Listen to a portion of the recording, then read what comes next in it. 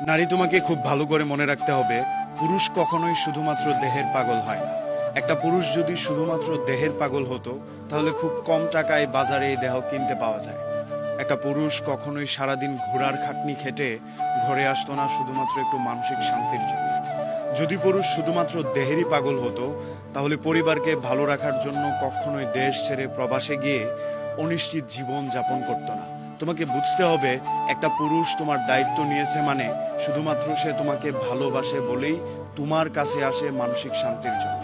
পুরুষ মানুষ দিন শেষে মানসিক শান্তি যেখানে পাবে সেইখানেই ছুটে যাবে। যেখানে মনে হবে একটু ভালো থাকতে পারবে, সে সেইখানেই পাখিদের মতো বাসা বাঁধার চেষ্টা করবে। এটা পুরুষের নীতি।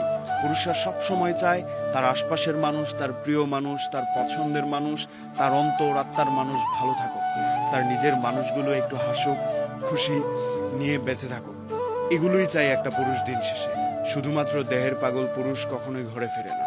শুধুমাত্র দেহের পাগল পুরুষ কখনোই নিজের জন্য ঈদের কেনাকাটা না করে পরিবারের জন্য করে না। পুরুষ যদি শুধুমাত্র একটা দেহ কিংবা একটা নারীর পাগল থাকতো, তাহলে এর চেয়ে সুন্দর দেহ কিনে নিতে পারতো সে প্রতি মাসে যেই টাকা কামায়। কিন্তু পুরুষ এক নারীতে আসক্ত হয়ে সারাটা জীবন তার ভালোবাসার প্রমাণ দিতে গিয়ে নিজের সব ইচ্ছা আকাঙ্ক্ষাকে বিসর্জন দিয়ে দেয়। দেশ ছেড়ে প্রবাসে বৎসরের পর বৎসর পরে থাকে।